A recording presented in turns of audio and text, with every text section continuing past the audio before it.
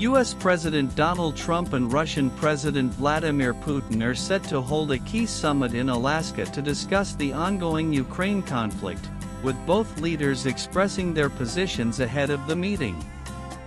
A high-profile summit between U.S. President Donald Trump and Russian President Vladimir Putin is scheduled for Friday in Alaska. With the ongoing Ukraine conflict dominating the agenda, both leaders have shared their positions ahead of the meeting.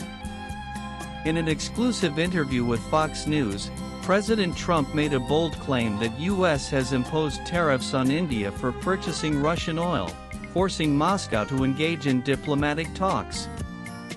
Trump explained that India, Russia's second-largest buyer of oil, had to stop importing Russian oil due to these tariffs. "I think everything has an impact," Trump said. "When I told India they would be charged tariffs for buying Russian oil, they had to halt imports."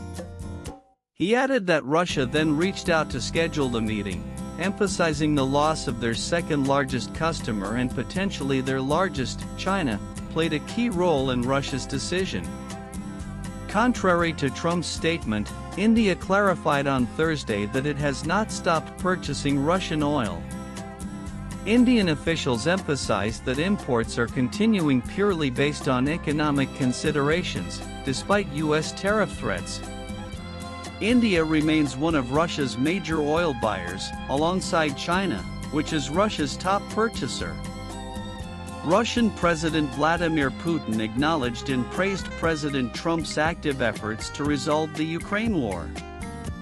In a Kremlin-released video, Putin stated that the Trump administration is working sincerely and actively to end hostilities and reach an agreement beneficial to all parties.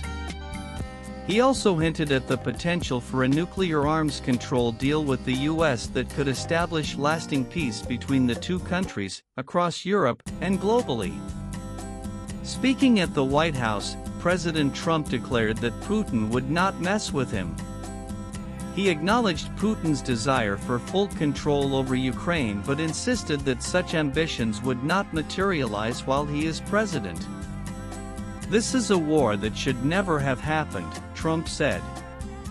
"If I weren't president, he would have taken over all of Ukraine. But I'm the president, and he's not going to play games with me." Trump had earlier warned Russia of very serious consequences if Putin refused to agree to end the conflict during the talks. The Kremlin announced that the Trump-Putin meeting will begin at 11:30 a.m. local time in Alaska.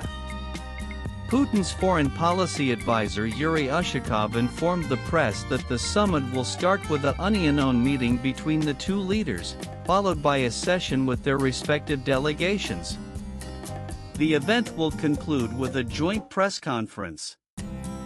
As the world watches closely, the outcomes of this diplomatic engagement could significantly influence the trajectory of the Ukraine conflict and broader international